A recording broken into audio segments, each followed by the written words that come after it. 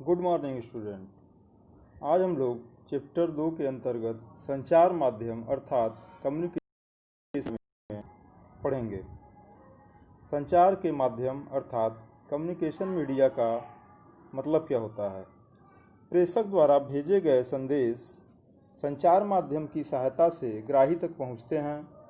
अतः वे भौतिक मार्ग जिसके द्वारा डाटा विद्युत चुंबकीय तरंगों के रूप में संचरण करते हैं उन्हें माध्यम कहा जाता है। संचरण माध्यम को दो भागों में बांटा जा सकता है। पहला गाइडेड मीडिया, दूसरा अनगाइडेड मीडिया अर्थात निर्देशित संचार माध्यम और अनिर्देशित संचार माध्यम।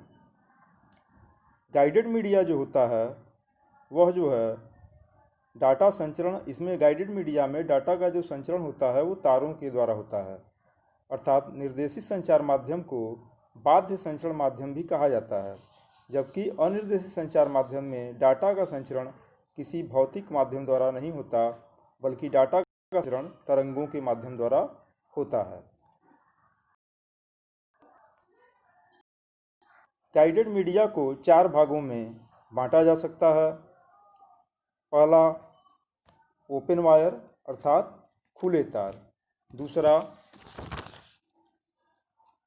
विवर्तित युग्म तार, तीसरा ट्विस्टेड पेयर केबल जिसको बोलते हैं, तीसरा अनसील्ड ट्विस्टेड पेयर केबल, चौथा सील्डेड ट्विस्टेड केबल अर्थात विवर्तित युग्म तार तथा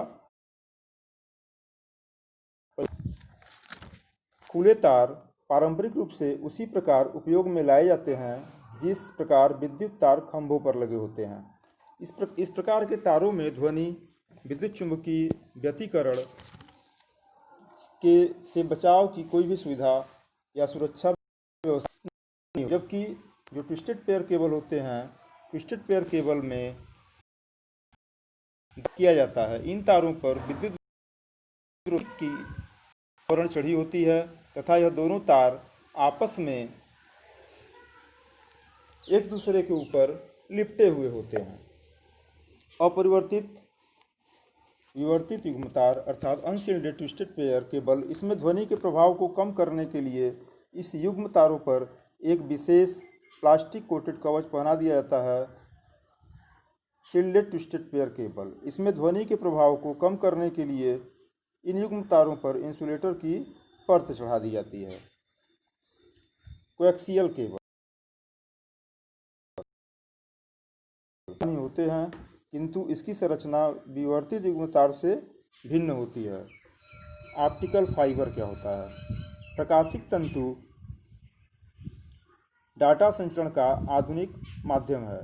प्रकाशित तंतु में बहुत पतले तथा लचीले कांच के तंतु होते हैं जो डाटा संचरण में सहायक होते हैं।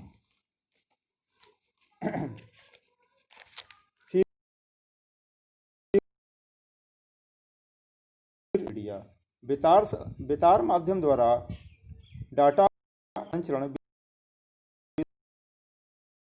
में किसी भौतिक माध्यम की आवश्यकता नहीं होती। इस विधि में सिग्नलों का प्रसारण सामान्य रूप से वायु के माध्यम से किया जाता है। अतः यह सिग्नल उन सभी ग्राही उपकरणों द्वारा ग्रहण किए जा सकते हैं जिनके पास उन्हें सिग्नलों को ग्रहण करने की क्षमता है।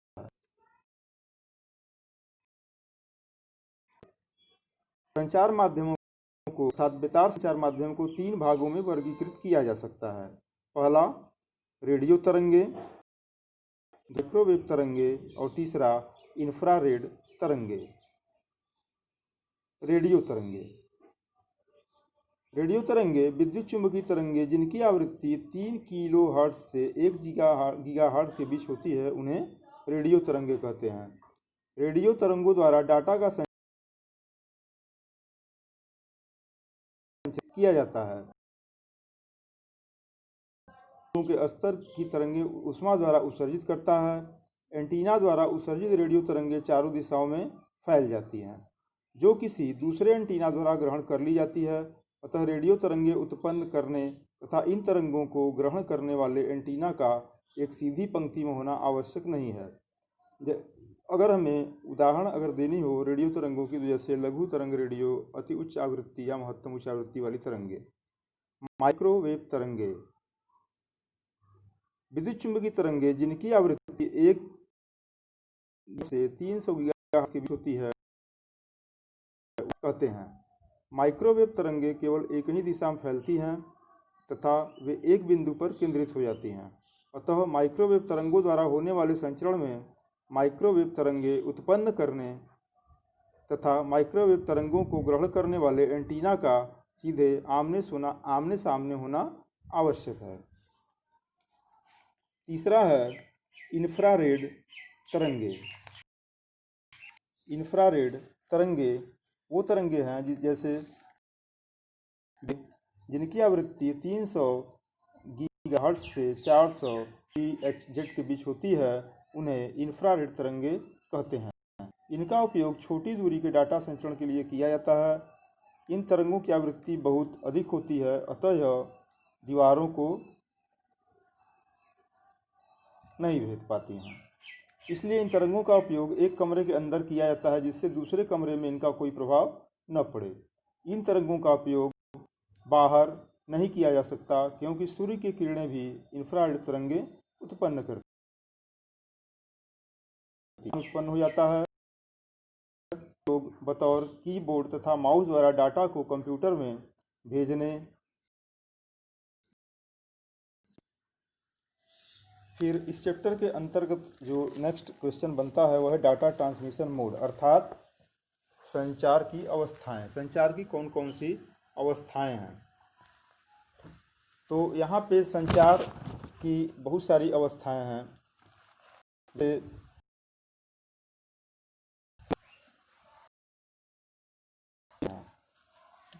संचार माध्यम की सहायता से डाटा या प्रेषक से ग्राही तक प्रेषित किए जाते हैं। प्रेषक यानी जिसके माध्यम से कोई भी सूचना भेजी जा रही है, तथा ग्राही कौन होता है? जिसके माध्यम से कोई भी सूचना प्राप्त की जाती है। तो संचार माध्यम की सहायता से डाटा या संदेश प्रेषक से ग्राही तक प्रेषित किए जाते हैं। संचार माध्यम से डाटा संचरण एक समय पर एक दिशा में या दोनों दिशाओं में हो सकते हैं। इसी आधार पर संचारों को 3 श्रेणियों में विभक्त किया जाता है। पहला सिंप्लेक्स, तीसरा फुल डुप्लेक्स। सिंप्लेक्स संचरण अवस्था में डाटा का संचरण सदैव एक ही दिशा में होता है, अर्थात सिंप्लेक्स संचरण अवस्था में डाटा एक ही दिशा में भेजा जाता है, जबकि दूसरी दिशा से कोई भी डाटा या प्रतिक्रिया प्राप्त नहीं होती है। जैसे टेलीविज़न प्रसारण केंद्रों द्वारा प्रोग्राम प्रसारित किए जाने में सिंप्लेक्स संचार अवस्था का उपयोग किया। सीपीयू पर सिंप्लेक्स संचार अवस्था का उपयोग करके ही कीबोर्ड द्वारा डाटा भेजा जाता है। दूसरा है हाफ डुप्लेक्स। हाफ डुप्लेक्स संचरण अवस्था में डाटा में होता है, किंतु एक समय पर केवल एक ही दिशा में डाटा का संचरण हो सकता है। संचरण की अवस्था वैकल्पिक द्विमार्गी भी कहलाती है। तीसरा है पूर्ण डुप्लेक्स। पूर्ण डुप्लेक्स संचरण अवस्था में एक ही समय पर डाटा का संचरण दोनों दिशाओं में होता है। पूर्ण डुप्लेक्स 2 हाफ डुप्लेक्स को मिलाकर बनाया जाता है, जो एक समय लगता है।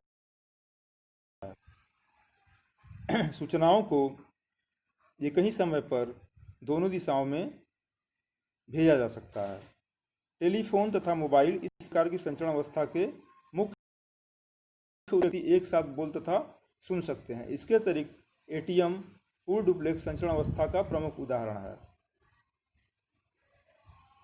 I hope that you will be fine. Thanks for watching